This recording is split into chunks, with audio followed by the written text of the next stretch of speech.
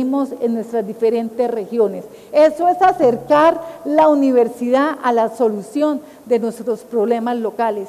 Y este instrumento que prevé ya esta nueva ley de regalías es un instrumento absolutamente poderoso, porque va a permitir que la universidad, nuestros centros de investigación se vuelquen a ayudar a resolver los graves problemas locales que tenemos en nuestras distintas regiones. ¿Saben qué logramos gracias al acompañamiento de los parlamentarios? Logramos que esa junta directiva que va a definir ese billón de pesos anualmente, a qué proyectos se asignan, cómo se van a invertir, de la junta directiva que tiene 12 miembros, 6 miembros son rectores, 4 de universidades públicas y 2 de universidades privadas. Entonces, no es una utopía, no es un sueño que quién sabe si vamos a poder alcanzar, no, es una realidad. Va a haber unos recursos muy importantes, como bien lo han dicho aquí los estudiantes y lo han reclamado, recursos muy importantes que van a estar destinados a ciencia, tecnología e innovación que provienen de la ley de regalías. Y por supuesto que confiamos en el buen juicio de nuestros rectores, de nuestras instituciones de educación superior, que van a saber distribuir de la mejor manera esos recursos que tanto requiere nuestro país para este tema en particular. ¿Qué más prevé la ley de regalías? Ya quedó establecido en la ley de regalías que los recursos de regalías se podrán también invertir en inversión, en infraestructura en el sector educativo. ¿Ello qué quiere decir?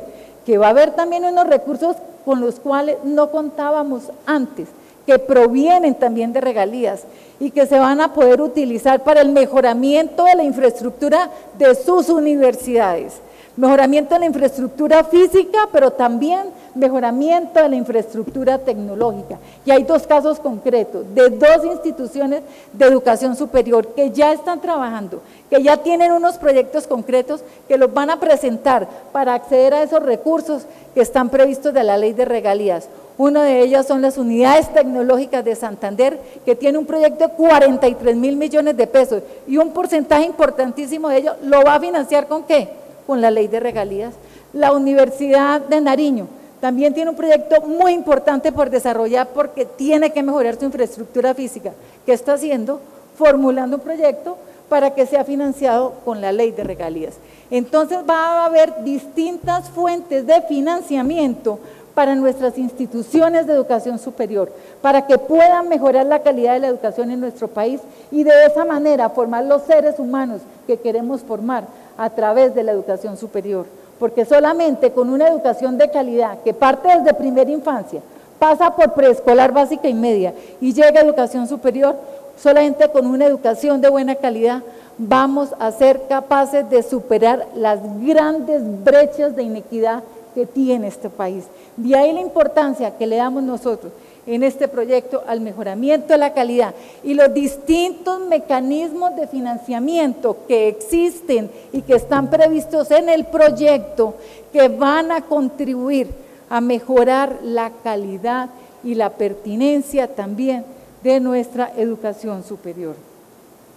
Se ha debatido mucho y por varias de las personas que me han antecedido en el uso de la palabra, sobre las metas que tiene este gobierno en materia de cobertura, ya mirando obviamente el alcance y el impacto de este proyecto en el corto plazo, teniendo en cuenta y partiendo del principio que este proyecto de ley que hemos construido de manera participativa no tiene como horizonte esta administración, no. Pensamos, y así ha sido concebido y así ha sido discutido, lo que buscamos nosotros es que a través de este proyecto se den los lineamientos para desarrollar la educación superior en nuestro país por muchísimos años.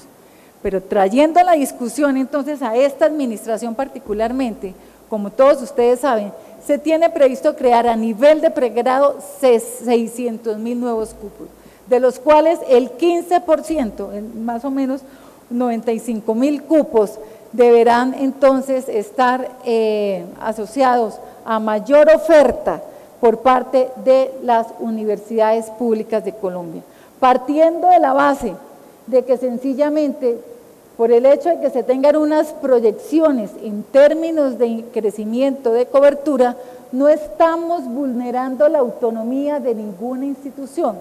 Las universidades pueden autónomamente, una o varias, tomar como decisión estratégica no ampliar más cupos, sino invertir los recursos adicionales, por ejemplo, en investigación. Y eso es absolutamente válido, eso es absolutamente legítimo, porque precisamente es desarrollo de su autonomía. Pueden y deben definir entonces cómo invierten los recursos que se le giran del presupuesto general de la nación. Pues bien, de esos 95.000 nuevos cupos que aspiramos nosotros y esperamos que los pueda ofrecer y otorgar nuestras universidades públicas en Colombia, es importante tener en cuenta, y así lo dice el proyecto y también lo dice la exposición de motivos, el segundo gran objetivo que buscamos es ampliar cobertura, pero garantizando que esos jóvenes logren graduarse, es decir, no solamente es que ingresen al sistema, sino que logren exitosamente terminar sus estudios. Por eso, la meta que nos hemos impuesto en este gobierno y está en el plan sectorial es reducir la deserción intraanual en nuestro sistema educativo a nivel de educación superior de un 12 a un 9%, reducirlo en 3 puntos. Ese es uno de los objetivos que tenemos y por eso el año pasado suscribimos un acuerdo de voluntades con todos los rectores de las instituciones de educación superior en Colombia, técnicas, tecnológicas y universitarias, para trabajar juntos de la mano para reducir la deserción en nuestro país. Poco o nada hacemos generando o girando más recursos públicos para abrir nuevos cupos si los muchachos y los jóvenes estudiantes nos desertan del sistema.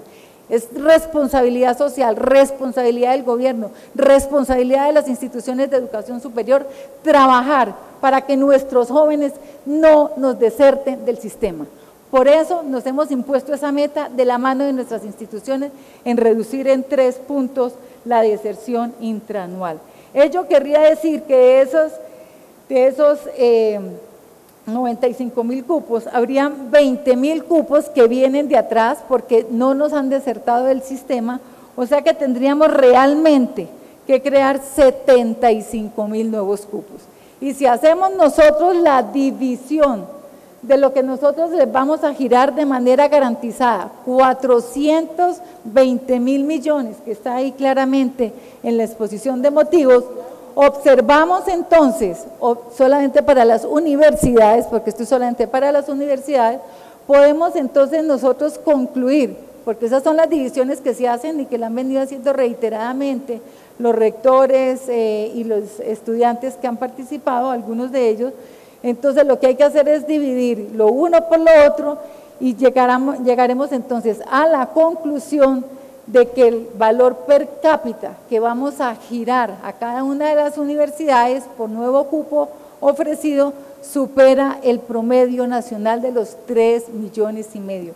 Es importante tener en cuenta que estos nuevos cupos no se generan todos desde el día número 1, desde el 1 de enero del año 2012 no están todos los cupos nuevos generados, no, eso tendrá que ser un crecimiento paulatino, porque nuestras universidades tendrán que hacer inversiones físicas, tendrán que hacer inversiones en tecnología, en plataformas tecnológicas, para que puedan entonces ofrecer una buena educación de calidad a través de distintos medios, de forma presencial y también de forma virtual. En ningún momento hemos dicho nosotros, hemos dicho que la totalidad de los cupos, si esta ley llegase a ser aprobada, van a estar todos los cupos abiertos por nuestras universidades el 1 del año 2012. No, eso sería una falacia. ¿Qué estamos nosotros presupuestando? Pues que esos cupos se van a abrir de manera escalonada, unos en el 2012, otros en el 2013 y otros en el 2014, para así, reduciendo la deserción más los nuevos cupos que se abran a través de las universidades públicas, tendríamos entonces los 95.000 cupos a los cuales se ha venido haciendo referencia en la reunión de hoy, sobre lo que significarían esos recursos nuevos frente a los cupos que deberían ofrecer nuestras instituciones de educación superior, particularmente nuestras universidades públicas. El segundo gran objetivo dentro de esto en materia de financiamiento, con respecto al tema de calidad, que ha sido pues otro de los temas más debatidos y más discutidos, donde se han presentado muchas preocupaciones por parte de ustedes sobre todos los componentes que tiene la reforma para mejorar la calidad. Pues bien, este proyecto de ley concibe la calidad como todo un sistema que nos va a permitir todos esos elementos y componentes mejorar la calidad de nuestras instituciones. Por un lado tenemos entonces más recursos y más financiamiento, pero además de los recursos adicionales que se requieren para mejorar la calidad, pues se requiere fortalecer todo el sistema de aseguramiento de calidad que tiene nuestro país, que está conformado por 5 elementos. Un primer elemento es el del registro calificado, y a ello se ha referido el representante Wilson Arias, particularmente lo que tiene que ver con el SENA, y ahora más adelante le comento este tema en particular. Pero, ¿qué exige hoy el sistema de educación superior? ¿Qué exige hoy el Ministerio de Educación Nacional con base en las normas que están vigentes? Que cualquier programa que se ofrezca a nivel de educación superior tiene que pasar primero por todo el sistema de aseguramiento de calidad del sector, para poder entonces verificar esas condiciones mínimas de calidad, y si las cumple, se autoriza entonces la apertura de ese programa en particular. ¿Por quién está formado el sistema de aseguramiento? No es por funcionarios del Ministerio de Educación Nacional allá sentados en el pupitre, no, está formado todo por pares académicos, escogidos ¿por quién? Por ustedes, por otros pares académicos. Entonces son los pares académicos de la comunidad académica los que evalúan esas condiciones de calidad, y son los que definen si se aprueba o no la apertura de un nuevo programa a nivel de educación superior. Son también los pares académicos los que definen si un programa tiene acreditación de alta calidad, porque tiene altos estándares, ha llegado a unos estándares con alto nivel de excelencia, y son también los pares académicos los que conceptúan a través del CNA si esa institución tiene todo un sistema de aseguramiento, de mejoramiento continuo, ha alcanzado altos estándares de excelencia, de mejoramiento de su calidad. No es el Ministerio de Educación Nacional, insisto, son los pares académicos. Entonces, ¿qué es lo que busca este proyecto? Pues fortalecer todas esas instancias y mecanismos que permiten garantizar una mejor calidad para nuestro sector. El tercer elemento, que aquí ha sido ampliamente discutido por algunos estudiantes, tiene que ver con el fortalecimiento de la evaluación. ¿Cómo hace uno para saber si los jóvenes que estamos nosotros formando a nivel de la educación superior tienen las competencias y los conocimientos requeridos? Pues obviamente a través de las pruebas de estado, a través de las pruebas Saber Pro. Y nosotros, por el hecho de que haya estas pruebas, no se puede decir que queremos estandarizar el conocimiento en Colombia. No, nosotros como Ministerio de Educación Nacional tenemos la obligación de garantizar una buena calidad a nivel de la educación, pero particularmente a nivel de la educación superior. Todos ustedes saben que en Colombia un título profesional faculta el ejercicio profesional, y nosotros como Estado tenemos que garantizarle a la sociedad que ese profesional que se está graduando en una carrera técnica, tecnológica o universitaria tiene las competencias y el conocimiento que requiere la sociedad. De lo contrario, sería un engaño. Entonces, ¿qué hace este proyecto? Pues fortalece todo el sistema de evaluación, y ese es el propósito de la evaluación, darle esa garantía de calidad, no solamente a nuestros estudiantes, sino también a la sociedad. Entonces, y el último componente, el muy importante, que prevé el sistema de aseguramiento de la calidad, o el penúltimo mejor, es el que tiene que ver con promoción del fomento para el mejoramiento de la calidad. Y se establece ahí en el proyecto de ley de manera taxativa que habrá recursos de fomento que provienen del presupuesto del Ministerio de Educación Nacional para poder darle acompañamiento a quién o a quiénes, a nuestras instituciones de educación superior, tanto públicas como privadas, a las acreditadas para que puedan mantener su alto nivel de excelencia, y a quienes no tienen acreditación institucional, pues que se puedan acreditar esas instituciones y además podamos seguir avanzando en la acreditación de alta calidad de los programas que ofrecen nuestras instituciones de educación superior. Y por último, el último componente que aquí también ha sido ampliamente discutido es el tema de la inspección y vigilancia. Y se dice que porque estamos fortaleciendo la inspección y vigilancia, estamos vulnerando la autonomía de nuestras universidades, de nuestras instituciones de educación superior. Pues bien, esa apreciación es totalmente infundada. ¿Por qué? En primer lugar, el sistema de inspección y de vigilancia es una facultad que viene de la Constitución Nacional, donde pone en cabeza del presidente de la República y después en el ministro de Educación la facultad legal de ejercer inspección y vigilancia. ¿Para qué? Para velar por los derechos de ustedes los estudiantes, porque es a través de nuestra función de inspección y de vigilancia que podemos nosotros identificar dónde se está vulnerando ese derecho que ustedes tienen a recibir una educación de calidad, dónde se está vulnerando el derecho que ustedes tienen a que haya garantía en la prestación del servicio de acuerdo con unos estándares de calidad. Por eso es que el proyecto fortalece la función de inspección y vigilancia, que mucho se critica al ministerio que porque a veces no actuamos de manera preventiva en el momento que es. Pues bien, porque no tenemos en buena parte las herramientas legales para poder hacerlo. Con este proyecto y con el fortalecimiento de toda la función de inspección y de vigilancia, vamos a tener más herramientas para tomar acciones preventivas, pero también acciones sancionatorias cuando se esté vulnerando el derecho a ustedes a recibir una educación de calidad y se estén vulnerando entonces los derechos que tienen a tener una prestación adecuada del servicio de la educación superior. Entonces, con base en todos estos elementos, vamos nosotros entonces a fortalecer, con base en todos estos mecanismos, vamos a fortalecer la calidad de la educación en nuestro país. Hay un punto muy importante también.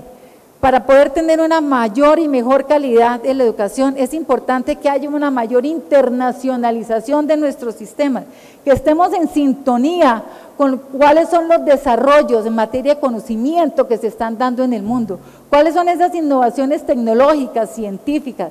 Es importantísimo que ustedes, los estudiantes, tengan movilidad, que puedan ustedes, estando en una universidad, viajar a otra universidad fuera del país, que haya esa movilidad, para que puedan ustedes mejorar sus saberes, sus conocimientos y que de allá vengan también acá.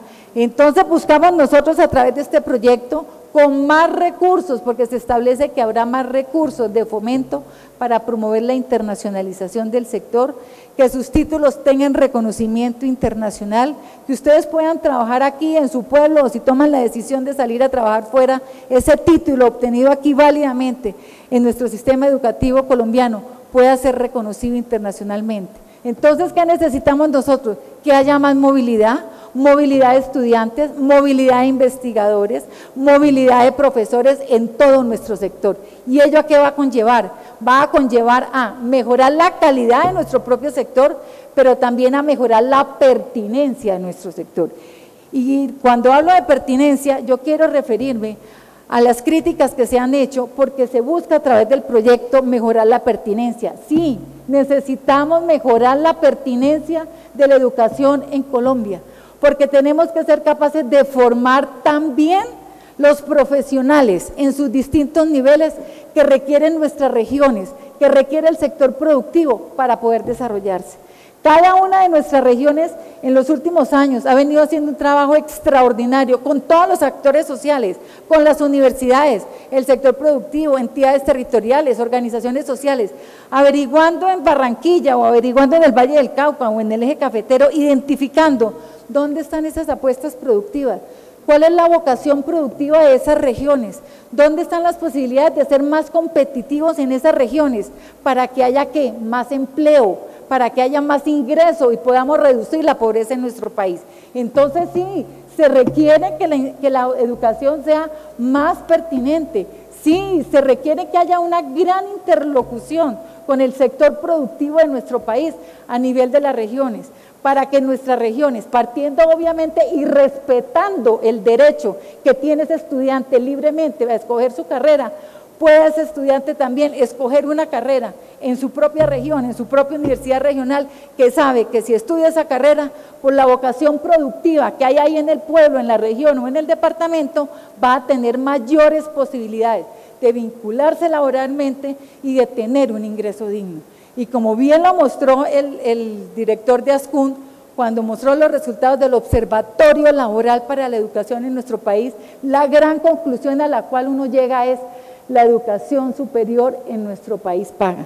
Y él mostró ahí las gráficas, donde de acuerdo con nuestro último Observatorio Laboral, de los jóvenes que se graduaron en el año 2009 en una carrera técnica, tecnológica, universitaria, el 80% en promedio en el año 2010 ya estaba vinculado laboralmente al sector formal de la economía, estaba cotizando su seguridad social y a través de la pila se puede verificar esa vinculación laboral. Y además nos permite saber el nivel de ingreso que están percibiendo, porque ustedes saben que la cotización para la seguridad social se hace con base en el nivel de ingreso.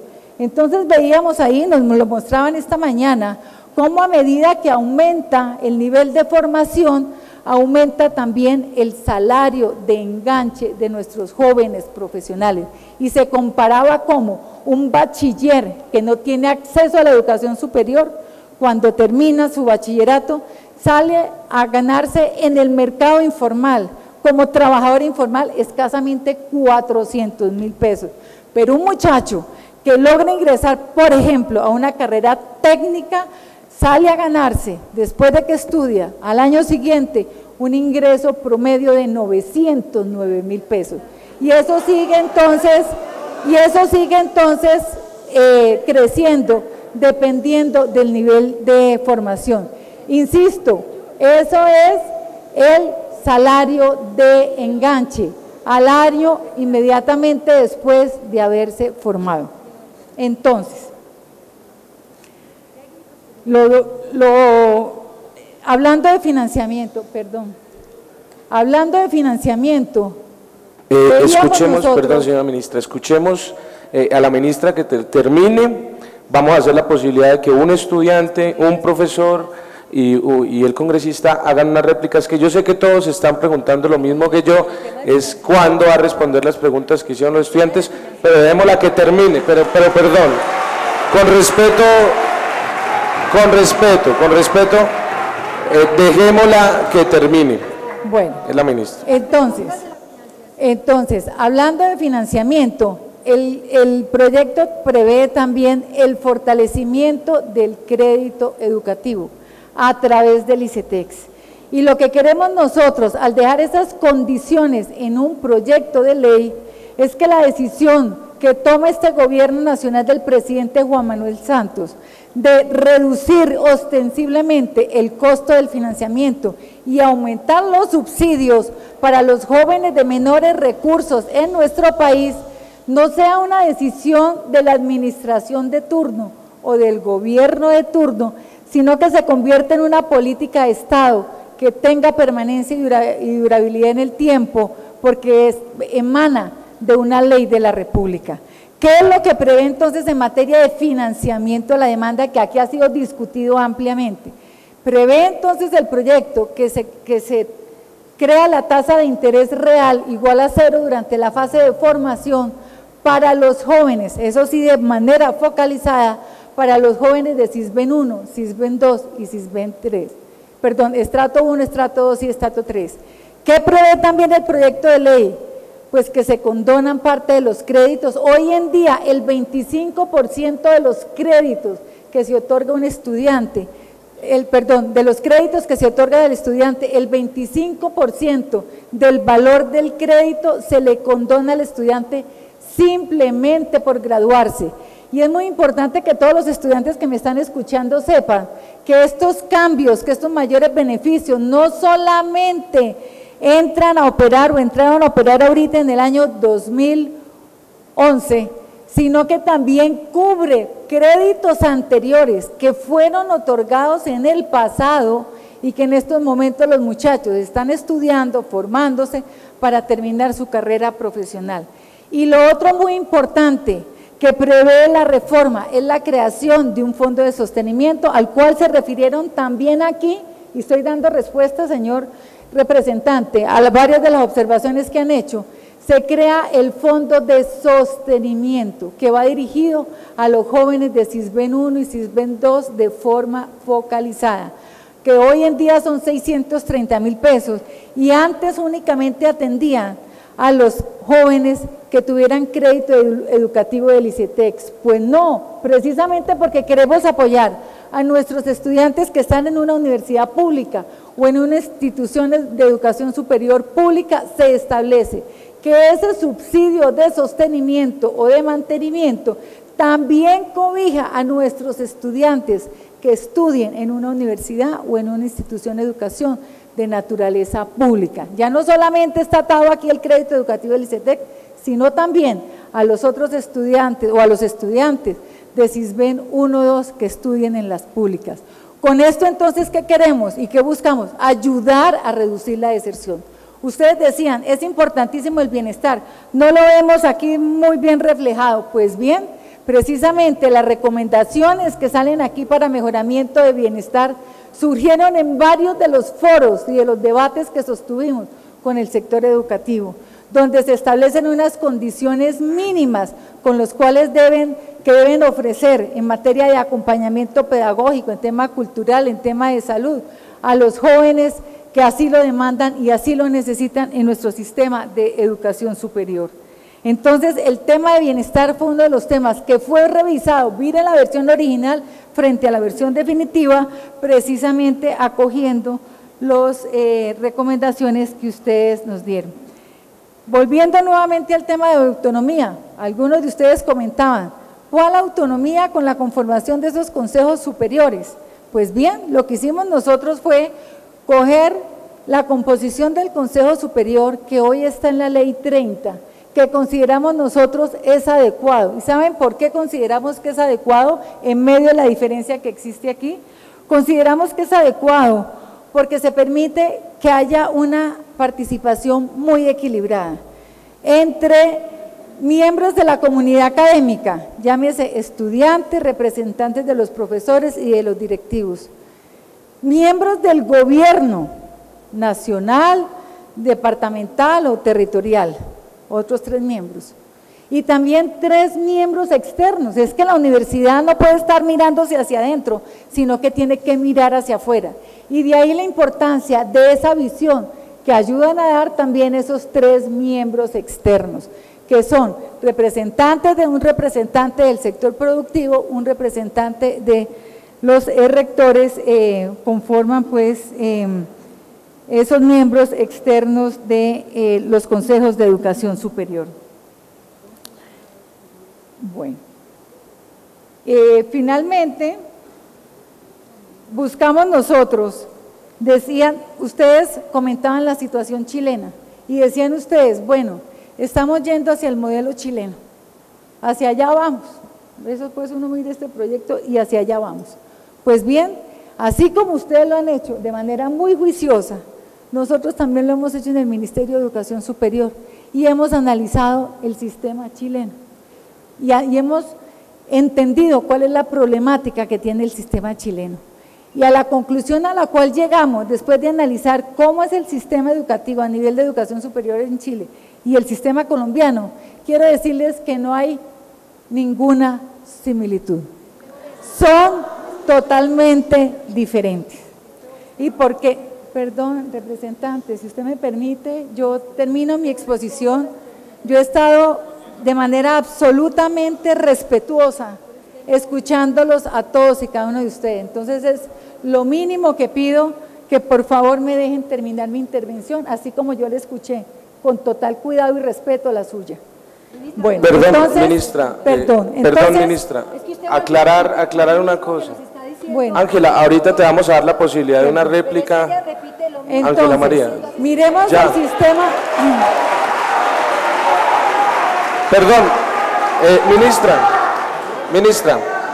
dame un Entonces, segundito, miremos ministra, ya terminas, discúlpame para ordenar y todos tengamos las claridades importantes. Andrés. Vea, compas, nosotros, para todos los que estamos acá, ha sido muy difícil llegar hasta este escenario.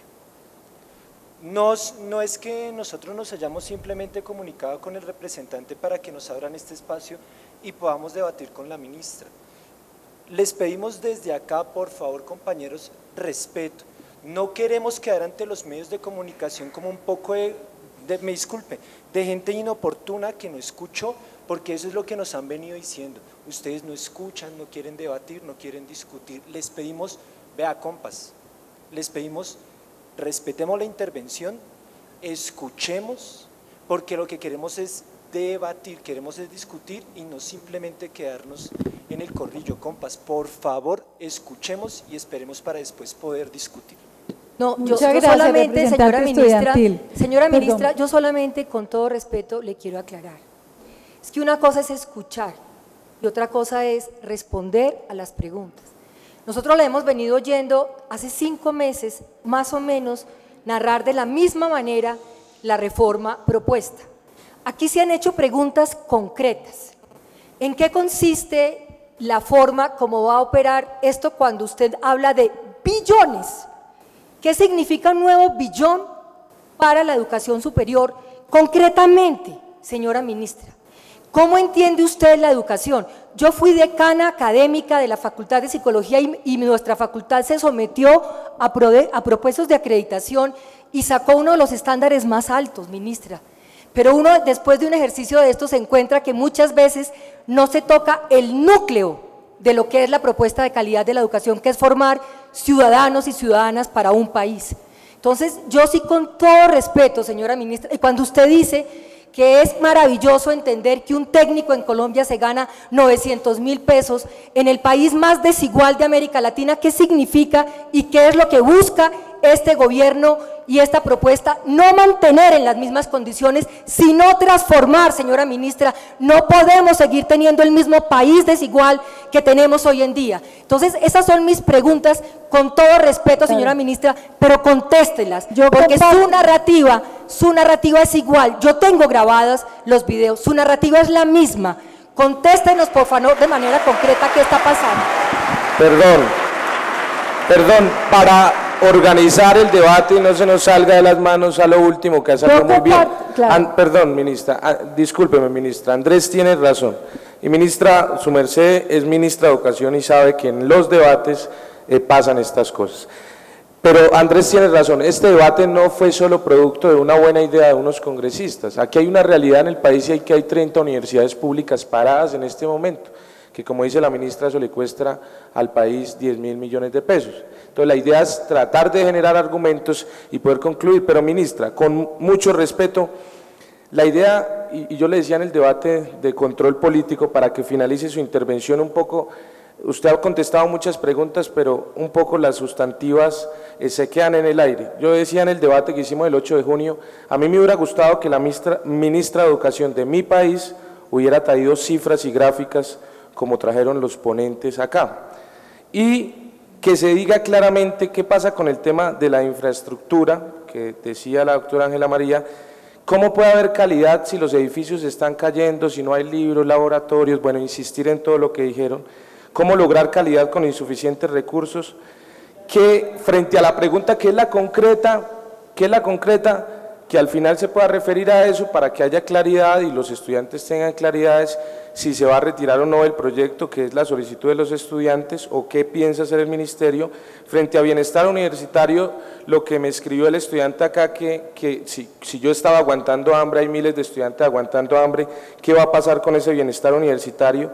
¿Qué pasa con las garantías de los estudiantes para protestar si hoy en la UIS les están dando bolillo cuando salieron pacíficamente porque el alcalde prohibió la marcha? ¿Y qué pasa que si no es una violación a la autonomía, ministra, que el proyecto no se haya construido con la comunidad, sino se haya socializado? Simplemente que la socialización no legitima, una cosa es construir, otra cosa es usted cuenta y otros escucha. ¿Cuál es el objetivo, ministra, de esto? Con mucho respeto, que como congresista, así sea joven y serruana, estoy acá tratando de ayudar a este país para que piense un sistema de educación que le sirva al país, es que no nos quedemos en el mismo ejercicio de los foros, donde tú contabas una historia y los estudiantes no podrían contraargumentar y replicar, para que respondas concretamente a estas preguntas y al final vamos a darle la intervención a un estudiante, a un profesor y a un congresista para que contrarrepliquen y su merced pueda terminar. Exacto. Este debate no se termina hoy, así que tranquilos. Y una cosa importante, ministra, usted dice en el video, no quiero tu protesta, quiero tu propuesta.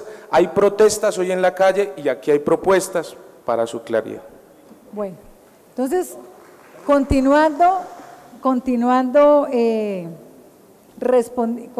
las respuestas a las inquietudes que ustedes han formulado en materia de financiamiento, ya respondí, ya expliqué los recursos nuevos, las fuentes nuevas de financiamiento, unas que vienen del presupuesto general de la Nación, 35 billones de pesos para los próximos 10 años, de los cuales 6 los aporta la reforma.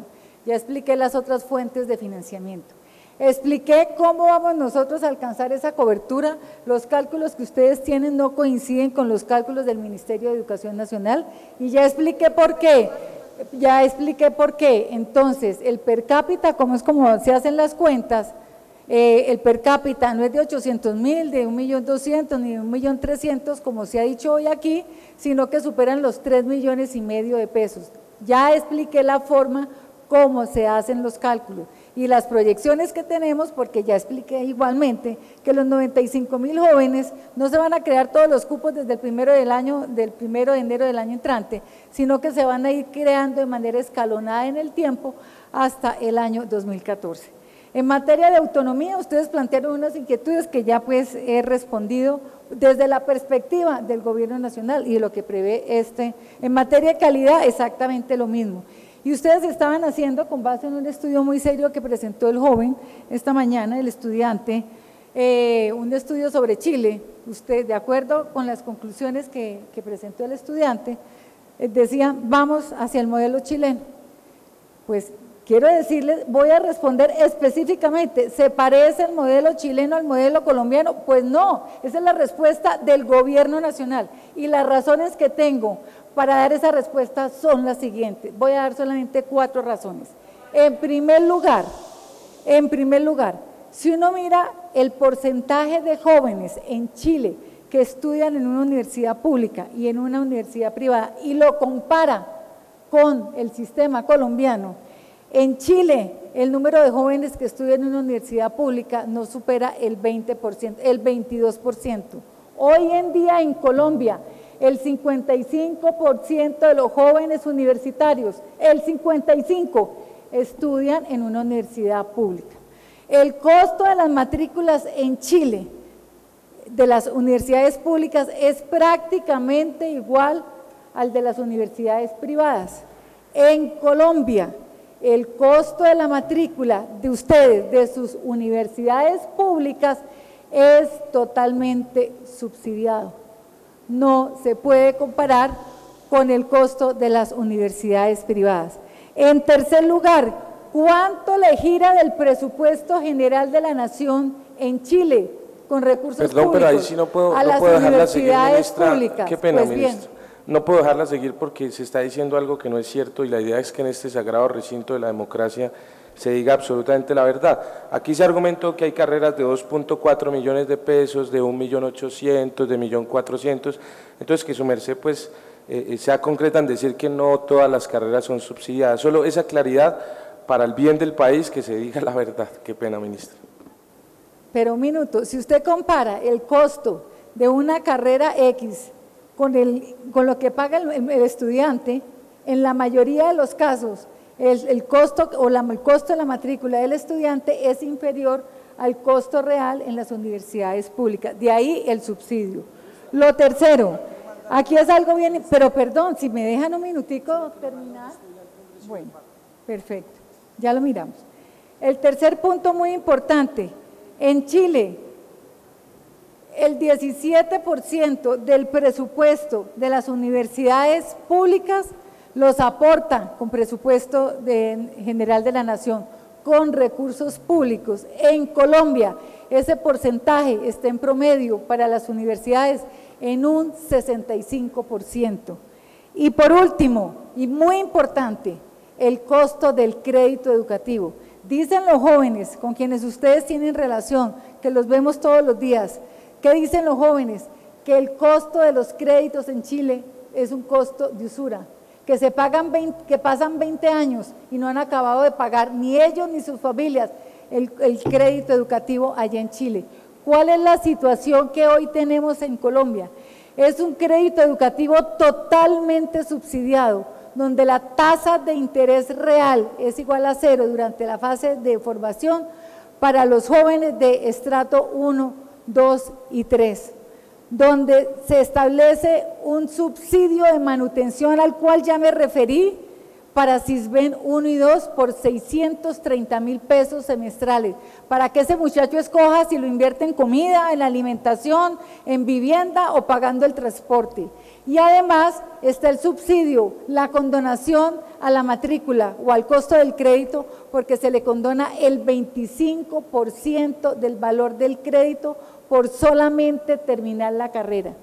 Y además, si es buen estudiante, pues se le podrá condonar hasta el 100% de acuerdo con el resultado de los ECAES.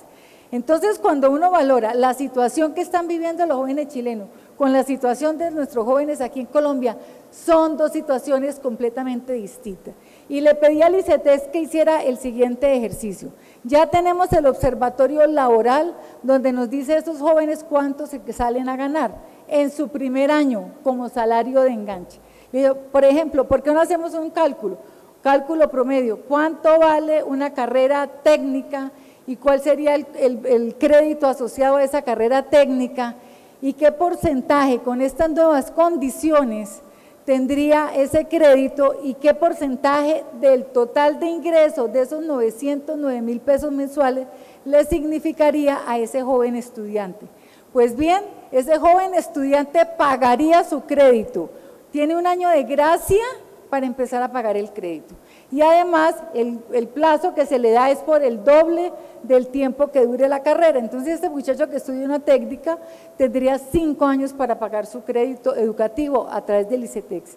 Y con las nuevas condiciones le representaría entre un 10 y un 12% de su ingreso mensual, de su salario mensual, el costo de ese crédito para el nivel tecnológico. Entonces son dos situaciones muy distintas las que tenemos en el sistema de educación superior chileno versus comparado el sistema de educación colombiano. ¿Y qué es lo que se dice? No, pues vamos hacia el sistema chileno porque mire, aquí lo que estamos es privatizando la educación, nada más lejos de eso. Si estuviéramos privatizando la educación, no estaríamos nosotros incrementando de manera muy sustantiva los recursos de origen público que van a financiar nuestras instituciones de educación superior pública a través de las distintas fuentes de financiamiento. ¿Qué vamos a hacer con la infraestructura? No me voy a volver a repetir lo que ya dije, pero representante Carlos Amaya, como bien lo expliqué ahorita, frente a ese tema, habrá recursos adicionales que provienen principalmente de la ley de regalías, y ya cité 2 casos concretos, y estamos trabajando con más universidades para que presenten sus proyectos y para que puedan acceder a esos recursos. Dicen ustedes, este modelo educativo que tiene nuestro país sencillamente está implantando exigencias del TLC con Estados Unidos. Esa fue otra de las observaciones que hicieron. Pues bien, y también se dice en los distintos escenarios, no es que a través del TLC, si bien es cierto que el proyecto de ley que se radicó en el Congreso, de ese proyecto se excluye la posibilidad de que ingresen entidades con ánimo de lucro a prestar el servicio de educación superior en Colombia, dicen algunos estudiantes con preocupación, no, es que a través del TLC nos va a llegar ahí detrás, agachadito, nos van a llegar inversión privada con ánimo de lucro al sector.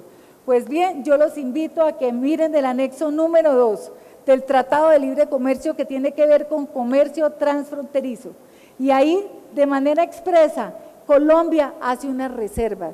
Y la reserva que hace en este capítulo, anexo 2, lista de Colombia, literal E, es que dice que Colombia se reserva para los servicios de enseñanza superior los requisitos relacionados con el tipo específico de entidad jurídica para suministrar dichos servicios. ¿Ello qué quiere decir?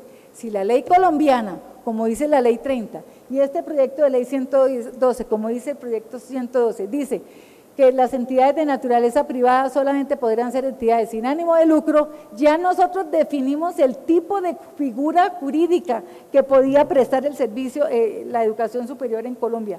Entonces, no se podría, por cuenta del TLC, llegar aquí, inversión privada con ánimo de lucro, a invertir en el sector de educación superior, porque así lo establece el tratado. Es una reserva específica que hace nuestro país en el momento en que se analiza, en que se negocia el tratado.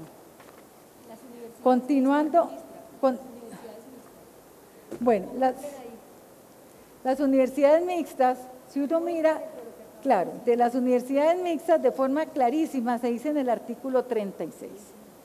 En el artículo 36 dice, las instituciones de educación superior privadas estarán organizadas como corporaciones o entidades sin ánimo de lucro. Y a renglón seguido dice, artículo 37, las instituciones de educación superior mixtas, a las instituciones de educación superior mixtas les será aplicable el régimen de una institución de naturaleza privada. Y en el artículo anterior, que es el 36, dice que privadas solamente podrán ser sin ánimo de lucro. Entonces, aquí queda de manera absolutamente clara que las mixtas estarán conformadas por entidades públicas, pero también por entidades de naturaleza privada sin ánimo de lucro. Los dos artículos tienen total conexidad. Pero yo quiero decirle, representante Robledo, que esta preocupación que usted acaba de expresar nos ha surgido muchas veces después de radicado el proyecto, particularmente en la mesa de diálogo, que valoramos nosotros muchísimo en el Ministerio de Educación Nacional. Es decir, los 10, los 20, los 50, los 30 estudiantes que han participado todos los días de manera presencial o de manera virtual, de manera masiva, para nosotros tienen toda la credibilidad, nos merecen todo nuestro respeto y les estamos dando la máxima importancia, porque es un espacio que hemos creado en el Ministerio para continuar dialogando con los estudiantes de nuestro país. Entonces, esa observación que usted me hace ha salido en estos foros, en estas mesas de diálogo que ya llevamos 4 todos los días con el señor viceministro. Entonces, ¿a qué conclusión y qué compromiso hicimos? ¿Saben qué? Si este artículo se presta para tanta controversia y para tanta interpretación, que para nosotros es clarísimo, pero entendemos que para ustedes no tenemos ningún problema de trabajar este tema de manera particular, como algunos otros a los cuales ya hemos llegado en compromiso en nuestra mesa de diálogo con los estudiantes, no tenemos ningún problema en que se aclare entonces en el proyecto de ley o en que está en curso, que está siendo estudiado por los congresistas, este tema en particular, para que no haya ningún equívoco. Bueno, entonces continuando con las respuestas a las preguntas y observaciones y críticas que ustedes han presentado, quisiera referirme entonces al tema particularmente del SENA, lo que dijo el senador, el representante Wilson Arias, donde él planteó la preocupación con ese millón de jóvenes, el millón de títulos, como bien los llamó el representante, de jóvenes estudiantes que se graduaron de un programa técnico, de un programa tecnológico en el SENA, sin tener registro calificado. Pues bien, quiero decirles que este proyecto de ley prevé que no importa a qué entidad esté adscrita una institución, si esa institución ofrece programas de educación superior, tiene que seguir los lineamientos del Ministerio de Educación Nacional. Eso lo prevé este proyecto de ley, porque antes no estaba establecido, la ley 30 no lo contempla. Entonces, ¿qué? ¿Cuál es el caso particular con el SENA? El SENA no está adscrito al Ministerio de Educación Nacional, El SENA está adscrito al Ministerio de Protección Social. Entonces, de aprobarse este proyecto de ley y ese artículo en particular, pues todos los programas técnicos y tecnológicos del SENA tendrán la obligación legal de tener registro calificado. ¿Ello qué quiere decir? Que tendrá unas condiciones mínimas de calidad para poder entonces garantizar esas condiciones o esos requisitos mínimos que requieren nuestros jóvenes técnicos y tecnólogos que son formados por el SENA.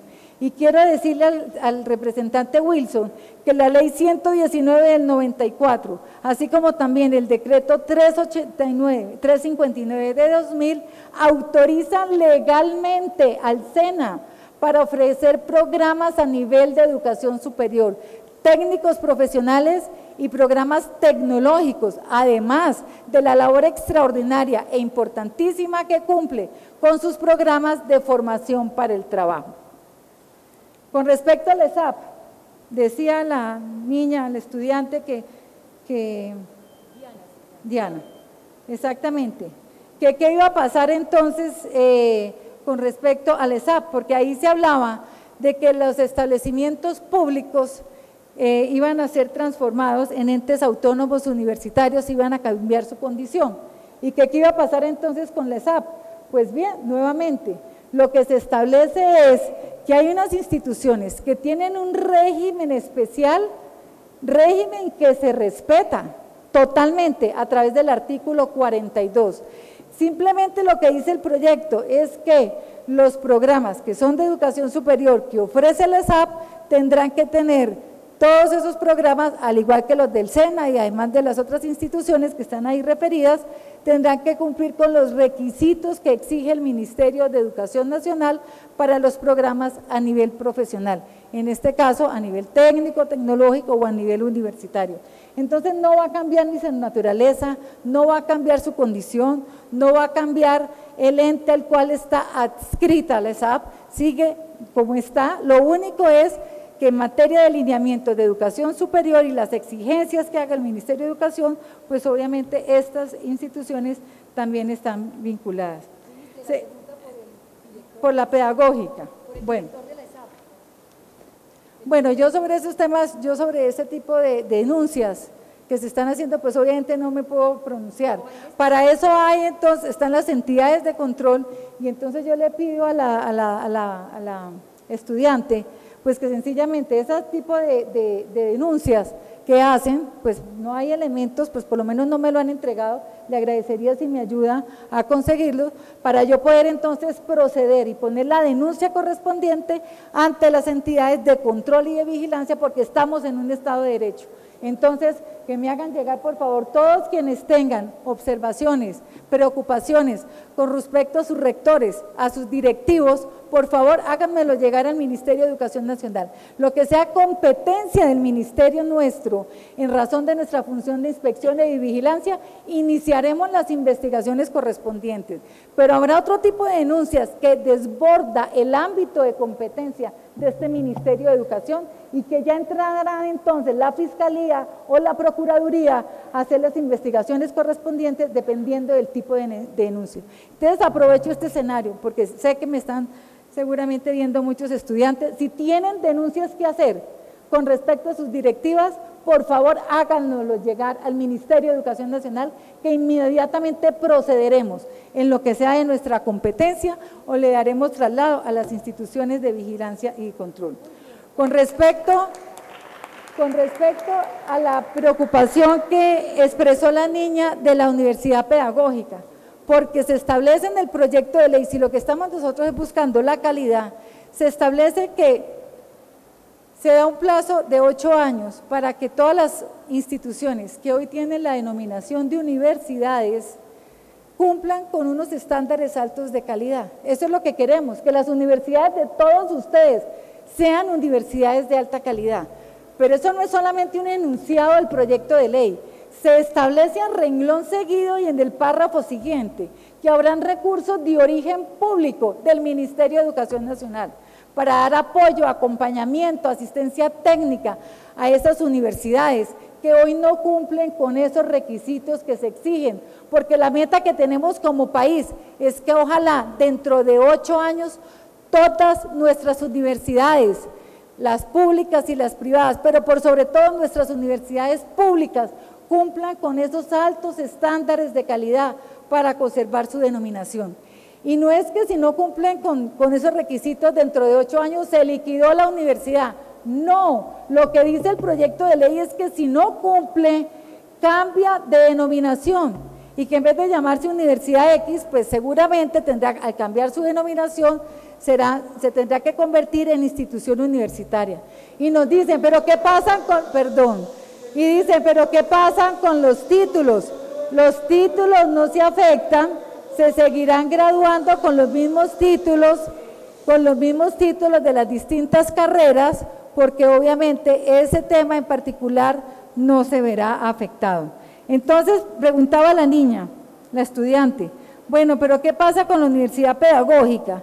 Que es una universidad unidisciplinar, y ustedes ahí dicen que se requieren 3 campos del saber, entonces nosotros no vamos a cumplir, pues porque es que nuestro campo es único. Pues bien, ya estuvimos mirando este tema de manera particular con el rector. Sí, hoy en día sí cumpliría la universidad pedagógica con los 3 campos del saber, porque tienen licenciatura en ciencias, tienen licenciatura en artes, tienen licenciatura en educación. Entonces, ese requisito que era de preocupación del estudiante, pues sencillamente no existe.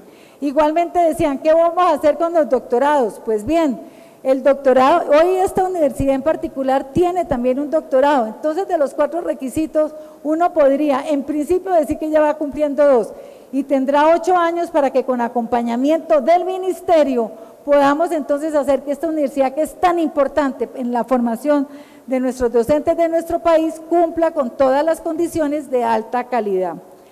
Igualmente se decía, creo que fue el doctor Múnera, si la memoria no me falla, decía, bueno, me preocupa muchísimo que no haya distinción entre las universidades y el otro tipo de instituciones, todo el mundo ofrezca doctorados, cuando precisamente es de la esencia de las universidades el realizar investigación y poder precisamente ofrecer programas del más alto nivel. Pues bien, en el proyecto de ley se establece de manera expresa y taxativa que los doctorados solamente podrán ser ofrecidos por las universidades y por las instituciones que tienen acreditación de alta calidad.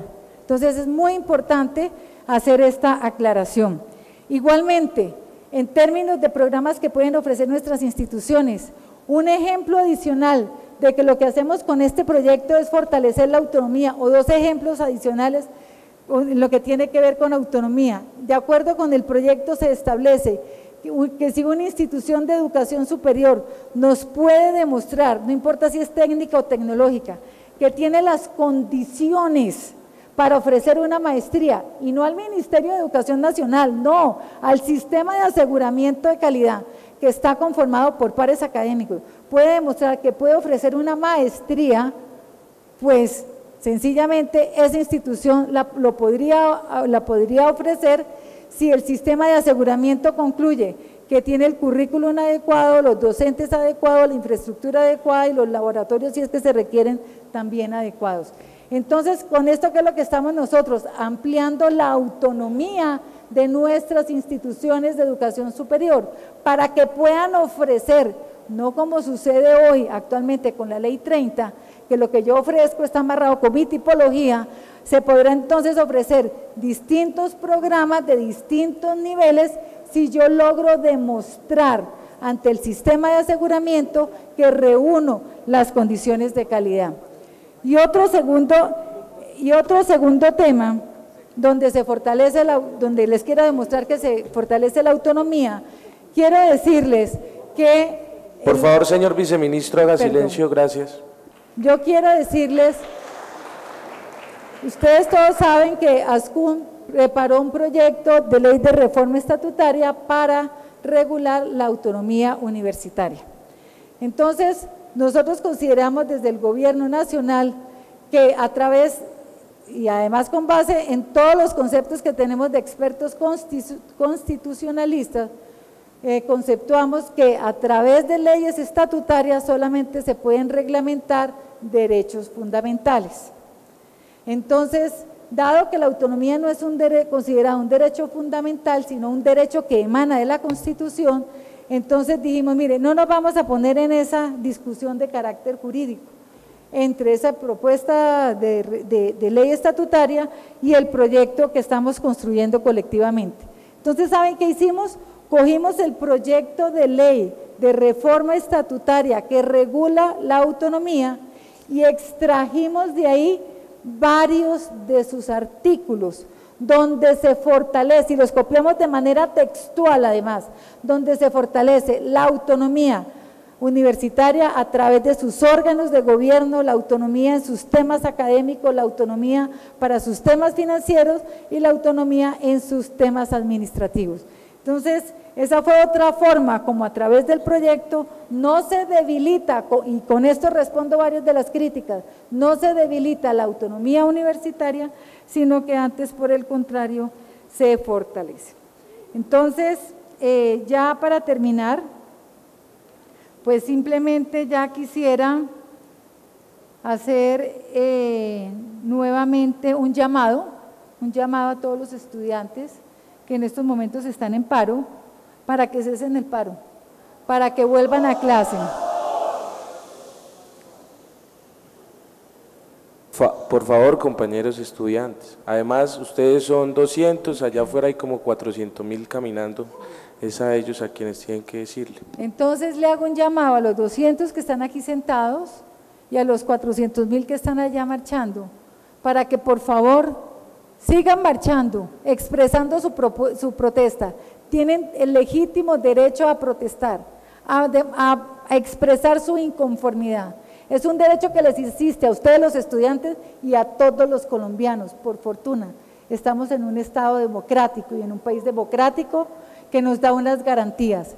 Entonces, el llamado que yo le hago a los jóvenes es, si quieren protestar, pues tienen todo el derecho a continuar protestando, pero que lo hagan de manera pacífica, sin vulnerar el orden público, sin actos de vandalismo, para poder que ustedes puedan hacer sentir sus voces, porque sus voces son absolutamente legítimas y tienen todo el derecho de que sean escuchados. Y frente a este tema en particular, me dicen los estudiantes, lo han expresado ustedes también, que si no retiramos el proyecto de ley que está radicado en el Congreso, pues sencillamente no cesarán las protestas o no cesará el paro. Pues bien, yo quiero decirles que la posición del Gobierno Nacional es que no vamos a retirar el proyecto de ley. ¿Y por qué no lo vamos a retirar? Y yo les quiero pedir por favor que me den 2 segundos para explicar las razones que le asisten a este gobierno para no retirar el proyecto de ley. En primer lugar, porque es un proyecto de ley que ha sido construido de manera participativa, así muchísimo de ustedes se sientan excluidos de la discusión. Es un proyecto de ley que ha consultado la voluntad, el sentir, los argumentos de la comunidad educativa, de los distintos estamentos sociales, del sector productivo, y que hemos venido nosotros construyendo de manera participativa. Entonces nosotros no podríamos soslayar ese esfuerzo extraordinario que se ha venido haciendo durante todos estos meses, con todos estos grupos y con todos estos representantes de las distintas organizaciones y demás, no lo podríamos nosotros soslayar.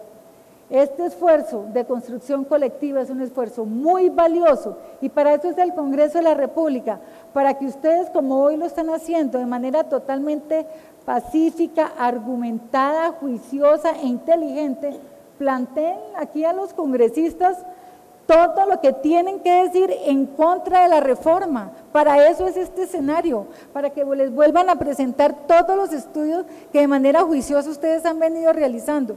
Y ya serán nuestros parlamentarios, que aquí nos acompañan algunos, los que en su sabiduría definirán la suerte de este proyecto. Entonces, ¿por qué no lo retiramos tampoco?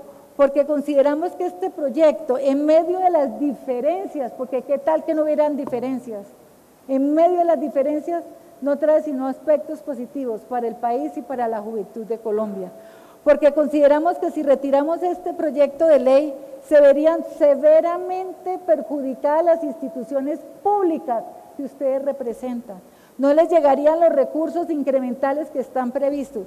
Que si son suficientes, bueno, ese es ese debate. A mí todos los días me dicen, ministra, ¿pero a usted no le parece mejor que en vez de tener 6 billones de aquí al año 2011, 11 billones en total de aquí al año 2011 a todo el sistema, pues le pudieran llegar 20 o 30 billones? Y yo digo, pues claro, ¿qué más quisiera yo como ministra de Educación Nacional? Sino que los recursos fueran mayores, fueran creciendo a una rata superior, en proporciones mayores. Pero desafortunadamente estamos en un país con serias limitaciones en materia presupuestal, recursos que son escasos, y con un esfuerzo extraordinario, se los digo, logramos nosotros construir esta propuesta con estos recursos adicionales del presupuesto general de la Nación. Pero que si yo quiero recursos adicionales, pues ¿cómo voy a decir yo que no? Y los quiero no solamente para educación superior, los quiero para educación superior, para la básica y la media, y también para la primera infancia.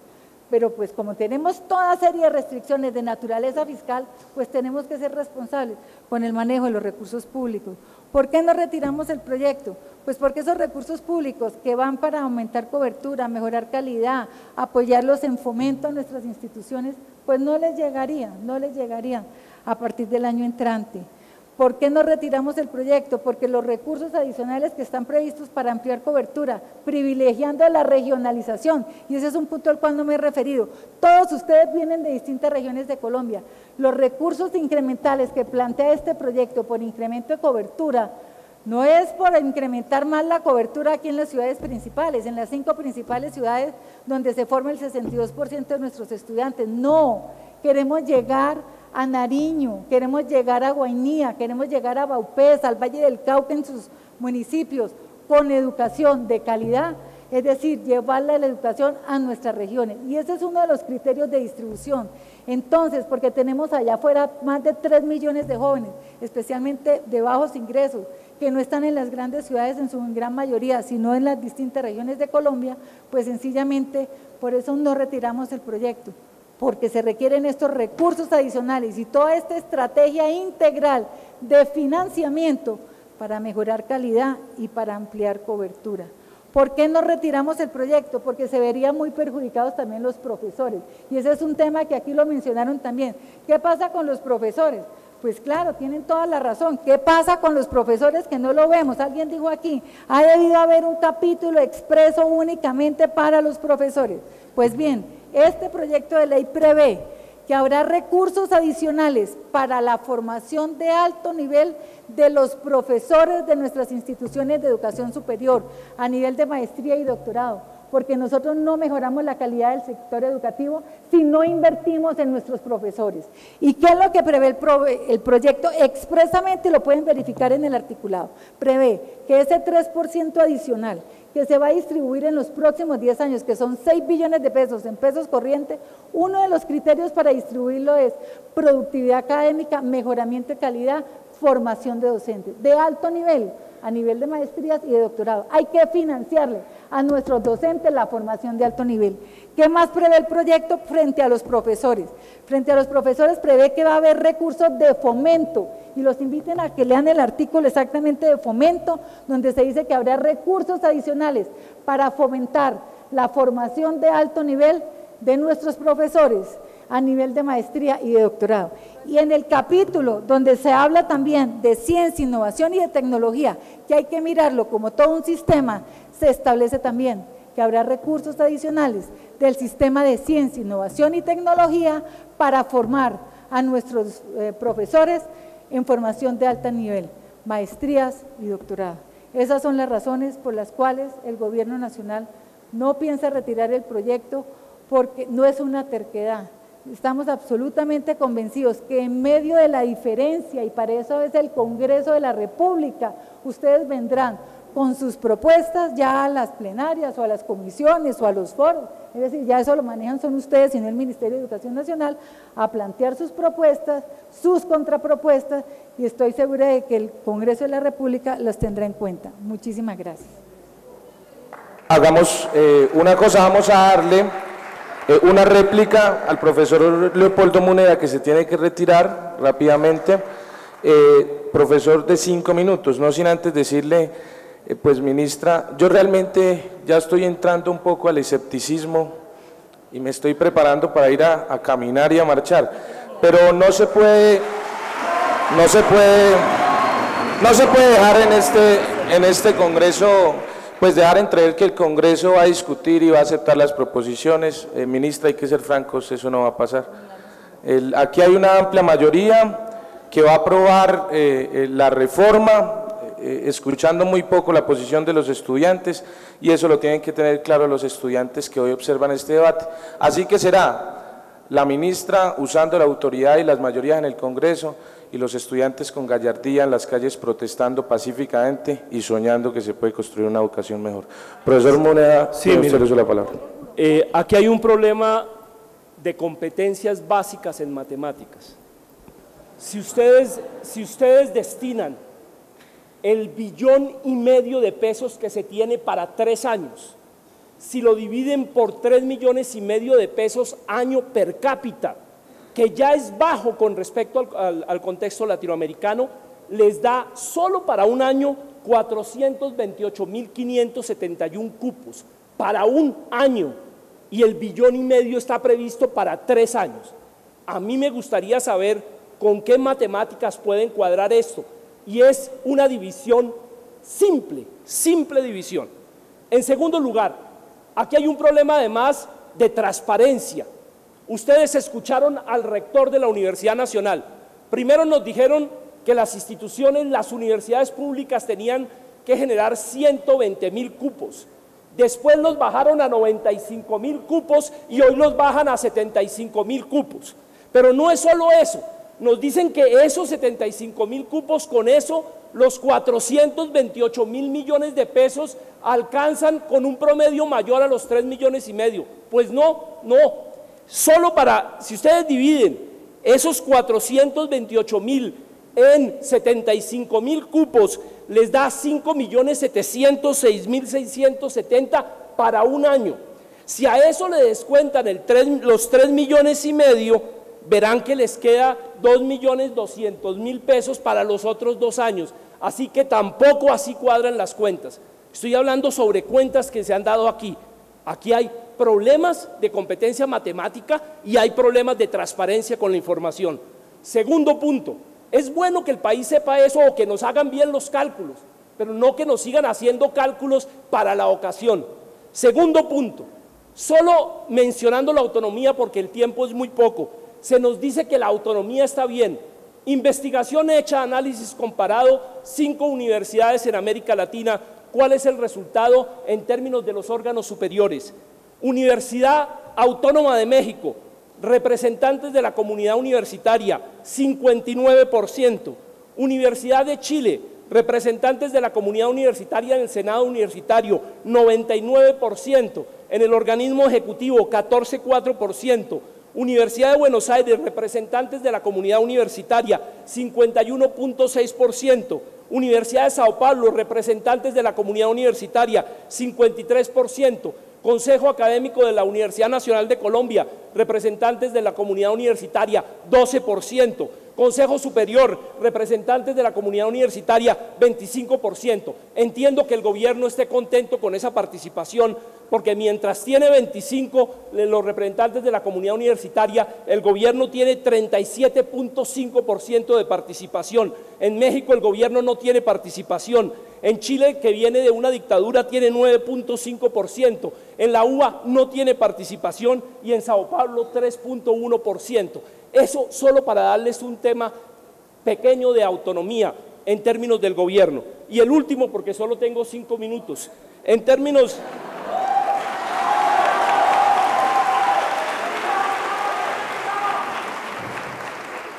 Pero voy a hacer uso solo de los 5 minutos. En términos del derecho, originalmente en mi formación, el viceministro dice que me conoce bien, yo también lo conozco bien a él. En términos de mi formación, y voy a terminar con 2 puntos, ¿qué es un derecho?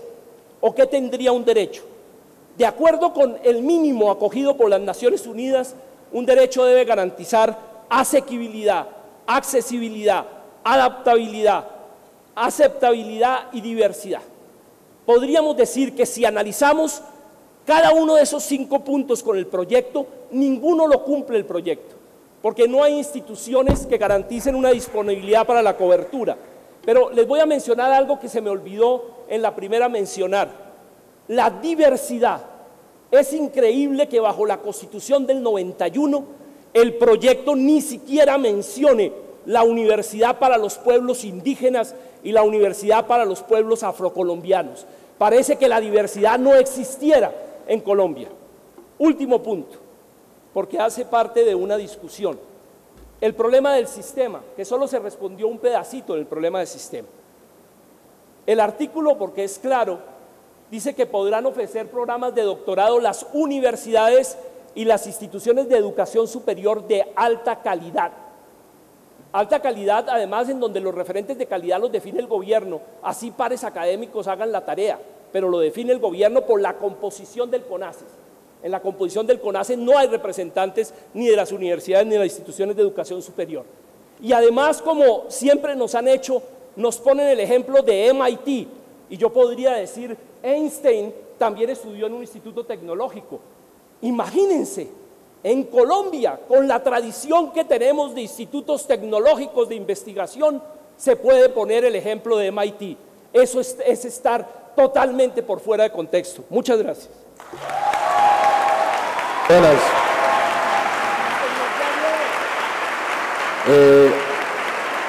Ministra, su merced, ténganos paciencia. Ministra, ¿quiere replicar de una? Está planteada la réplica de un estudiante y un congresista. Si las escucha las tres y después te damos la palabra, o de una vez. Listo, entonces vamos a darle la palabra al representante de la Cámara, Wilson Arias, para que haga la réplica como congresista.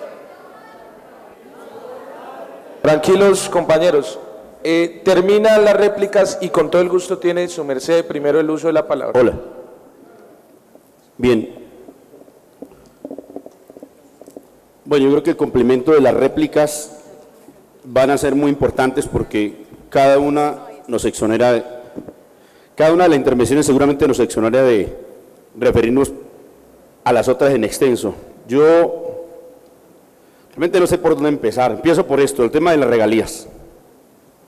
Leo textualmente, ministra: proyecto de ley mediante el cual se reglamentan las regalías. Aprobación y priorización de los proyectos de inversión. Estoy hablando de lo que la ministra señala como recursos esperados de las regalías en relación con las universidades, de las que ella dice hay una composición importante en algunos órganos directivos con la participación de los rectores. Debo decir, en gracia de discusión, que una composición del 50% de rectores versus el resto del mundo dentro del universo de esos órganos directivos daría teóricamente la posibilidad de que los rectores de consumo impusieran las condiciones. Dos razones me hacen dudar de ello. Una primera, yo creo que en general el comportamiento de los rectores ha sido, digamos que, crítico en aspectos de la reforma, pero con mucha frecuencia, lo debo decir con un espíritu también crítico, no siempre los rectores logran mantener una posición enhiesta e independiente y autónoma en relación con estos temas, y lo digo con toda seriedad. Hemos escuchado razones muy poderosas expresadas por los rectores, pero quiero decir, no siempre se logra el comportamiento. Lo mismo se predica del director del SENA y siempre le aprueba todos los planes al presidente de la República, de modo que ese cuento está por verse. Pero lo segundo es un obstáculo aún más insalvable, señora ministra, y es que cualquiera sea la determinación de ese organismo, en el supuesto más bondadoso de que los rectores se pudieran de acuerdo y no se dejaran influenciar por el gobierno, aparece el obstáculo insalvable y lo leo: el ministro de Hacienda, artículo 28, proyecto de reglamentación, aprobación y priorización de los proyectos de inversión, ministra, de los que usted ha hecho depender tanto su empeño. Los órganos colegiados de administración y decisión serán los encargados de aprobar los proyectos de inversión que se financien con cargo a los recursos del Sistema General de Regalías, previa verificación de la disponibilidad de recursos certificada por el ministro de Hacienda y Crédito Público. Y le recuerdo, ministra, que en el pasado debate, cuando reclamábamos el aumento del presupuesto para usted, para el Ministerio de Educación, cartera a su cargo, La oposición férrea del ministro hizo abortar en varias oportunidades propuestas como la que acabamos de presentar, que fue doctora Ángela Robledo, absolutamente derrotada por la unidad nacional, pero sobre todo por la interpuesta oposición del ministro, que no concedió aval. Es decir, yo le había explicado, estamos en una monarquía republicana. Si el ministro no firma la propuesta del parlamentario, no puede hablar. Si el ministro no firma la propuesta del legislador, el legislativo no puede legislar. Esa es la realidad social y política. Esa es la estructura de poder presidencialista funcional a un proyecto autoritario que sigue existiendo en el país, ministra. A mí no me cabe duda que el ministro de Hacienda le va a negar una y otra vez, señora ministra, sus proyectos, porque ¿a qué los piensa destinar? Le voy a decir a qué los piensa destinar, ministra. Artículo 22 del mismo proyecto, del cual dudo que usted tenga noticia, porque si no, difícilmente podría hacer las afirmaciones que acaba de decir. Aquí no aparece ningún rubro para infraestructura educativa, ministra. Se lo leo textualmente. Artículo 22, conceptos del giro. Los recursos del Sistema General de Regalías se administrarán a través de un sistema de manejo de cuentas, el cual estará conformado por los siguientes fondos, beneficiarios y conceptos de gasto de acuerdo con los porcentajes definidos en los artículos 361 de la Constitución y la presente ley. Primero, Fondo de Ahorro y Estabilización. Ahí no aparece usted, ni el ministerio. Segundo, departamento, municipios y distritos en cuyo territorio, bla, bla, bla. Tercero, ahorro pensional de las entidades territoriales. Uno podría pensar que de Contera fuera una vía mediante la cual los departamentos logran trasladar a sus arcas recursos, pero dudo que sea con destino universitario. Cuarto, Fondo de Ciencia, Tecnología e Innovación. Sería el único rubro mediante el cual se podrían aprestar, pero ya el presupuesto del próximo año nos ha dicho cuánto es la cuantía. En esto, como en la locomotora minera, la participación del Estado es ínfima, ridícula, casi que insignificante. Entre tanto, el sector privado es el que aporta, porque, como lo ha confesado Juan Manuel Santos, él pertenece a la ideología de la tercera vía, según la cual el camino, él solamente crea las condiciones, pero el sector privado construye el camino y lo recorre, y lo hará mediante alianzas público-privadas. No me detengo en el tema, pero si quieren ver las cuantías, está el presupuesto para discutir el tema. Quinto, Fondo de Desarrollo Regional. Sexto, Fondo de Compensación Regional. Séptimo, Fiscalización de la Exploración y Explotación de Yacimientos. Octavo, Funcionamiento del Sistema de Monitoreo de las Regalías. Noveno, Funcionamiento del Sistema General de Regalías. Ministra, no aparece ni de fundas la infraestructura de educación superior. Y es una afirmación categórica rotunda que usted acaba de hacer en este atril hace 3 minutos. Es decir, yo creo, ministra, le concedo, yo creo que usted no conocía esta norma. No puedo entender de qué otra manera se puede hacer una afirmación tan rotunda, además para quitarle la razón a quienes, perdone usted, míreme aquí, a quienes con toda seriedad han intentado sustentar lo contrario a lo que usted ha señalado. Paso al tema del SENA. Es que 5 o 6 puntos, los voy a tratar 4 nomás de manera más sucinta, pero esperando, ministra. Yo no sé si hoy o cuándo, al fin y al cabo quiero reiterarle una propuesta al final. SENA. Ministra, ocurre que a veces hablamos, pero no nos comunicamos. Yo acabo de decir hace unos minutos aquí lo siguiente. No que al SENA la ley no le haya impuesto la educación superior, lo cual digo yo es un desvío de las parafiscales del SENA. Lo explico. El SENA nace para hacer educación no formal. Eso está meridianamente claro en el Estatuto de la Formación Profesional todavía vigente. De paso, lo dejo dicho porque está vinculado a un debate que tengo con usted sobre el tema del TLC y educación formal y no formal, pero ya volveré sobre el tema. El tema nació para hacer educación no formal. El decreto 80 del 80, que no la ley 30, ministra, el decreto 80 del 80 le encomendó una de las 16 funciones al SENA de hacer educación superior. Después lo ratifica la ley 30 y no hago el recorderis histórico. Solamente quiero decir 2 cosas. Una primera, en el presupuesto de este año, contra el espíritu de la ley que habla de 16 funciones, no de una sola educación superior, el gobierno suyo determinó que el 90%, el 92% de los recursos del SENA ya no aparecerían para las otras restantes 15 funciones, sino para una sola, educación superior. El movimiento estudiantil de SENA derrotó esa pretensión, ministra, eso es lo que le estoy diciendo. Es decir, aquel movimiento marchó porque se distribuyera el recurso entre las 15 restantes y no es la que ustedes pretendían, y eso tiene implicaciones presupuestales para el SENA. Pero le agrego más, ministra. La norma, decreto 80 del 80, siempre ha predicado que para esos, cuando el SENA o cualquier institución quiera hacer educación superior, siempre ha necesitado registro calificado. Mi debate no es el suyo, ministra. Mi debate es, primero, ¿qué se va a hacer con las personas que ya fueron defraudadas en su buena fe cuando asistieron al SENA? Esa es mi pregunta. Y segundo, ¿ya se abrió la investigación, ministra? Porque a mí se no me va a seguir diciendo que se trata de que yo lo traslade a los órganos de control, porque el Congreso de la República es una instancia plenipotenciaria para los efectos y yo a usted le entregué en sus manos dos cosas. Uno, la denuncia concreta y dos, el concepto del Consejo de Estado que reconoce que siempre, y no solo ahora, a partir de este proyecto de ley, siempre el SENA tenía que haberlo tramitado. Mi pregunta ha sido exacta y se lo dije con nombre propio. Ministra, inició ya el proceso disciplinario contra Darío Montoya Mejía, amigo de Uribe, y dije también de Juan Manuel Santos, de uno y otro, creo que va a haberlo dicho aquí con toda claridad. Esa fue la pregunta. Porque cualquier otro instituto que lo haga en estos momentos estaba de patitas o en la cárcel o en los disciplinarios. ¿Qué pasa con el director que es del corazón de Juan Manuel Santos? ¿Y qué vamos a hacer con él? Fue mi pregunta para decir de esta manera cómo obraba, porque fue otra discusión, señora ministra, eso lo dije de manera relativamente accesoria a otro debate, que es el tema de la calidad sobre el cual no me voy a detener, ministra. Es un chiste el sistema de aseguramiento de la calidad en Colombia.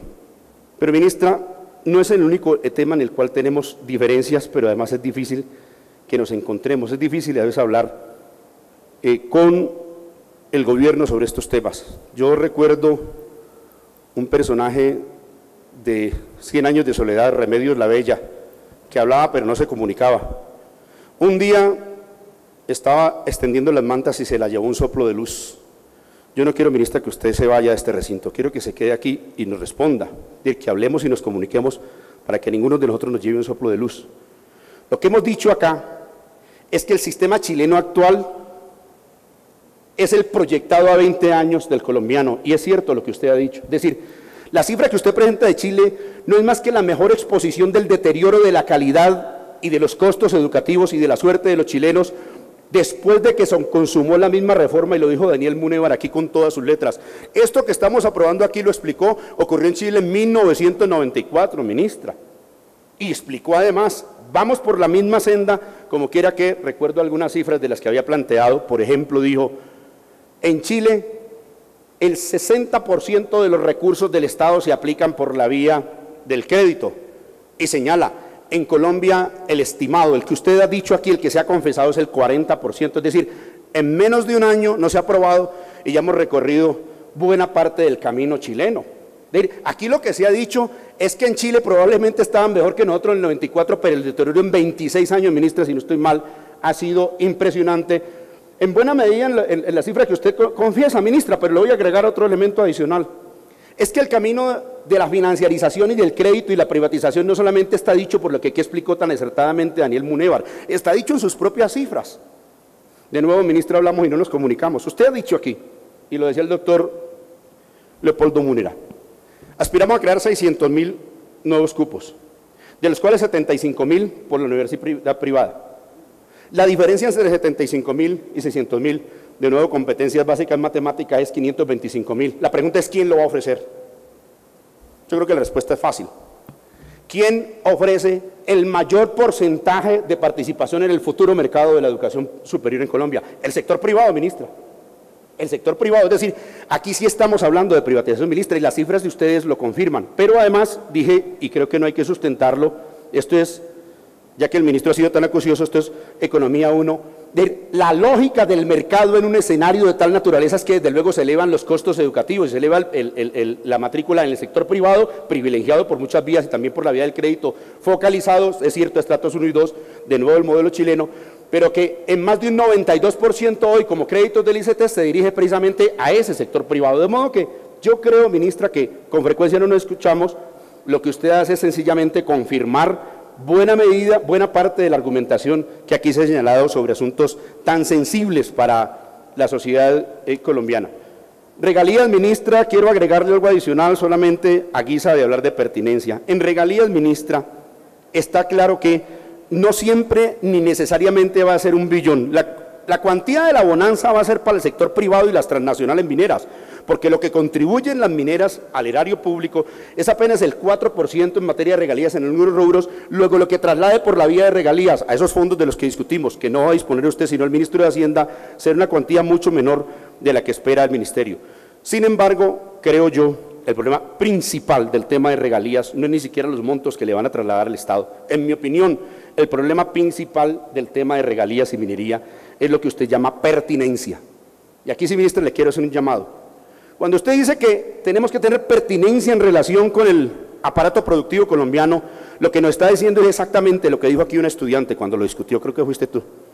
¿Y cuál es la pertinencia? La pertinencia es con el sector extractivo y con el sector minero energético, que ustedes reconocen va a ser supuestamente una de las locomotoras principales. Es decir, la pertinencia va a ser para los puestos de trabajo que cree la palma de aceite aceitera, ministra, que no es intensiva en mano de obra, es sobre todo extensiva y que afecta profundamente los ecosistemas. En soya, en caña, ¿cuántos corteros de la caña utiliza la caña del azúcar? La industria de la caña de azúcar, del etanol, por montones. ¿Cuántos profesionales demanda? ¿Cuántos desarrollos tecnológicos requiere? El sector extractivo, ¿cuántas maquinarias producimos nosotros para el sector minero? Todo es importado, ministra, y es básicamente intensivo en capital, aparte de que deja un drama ecológico enorme en nuestros territorios. No, yo creo, ministra, que cuando se vincula la educación solamente al tema de pertinencia, de manera tan asidua como aquí se ha dicho, lo escuché sotoboche, lo decía Ángela Robledo, se nota que el sector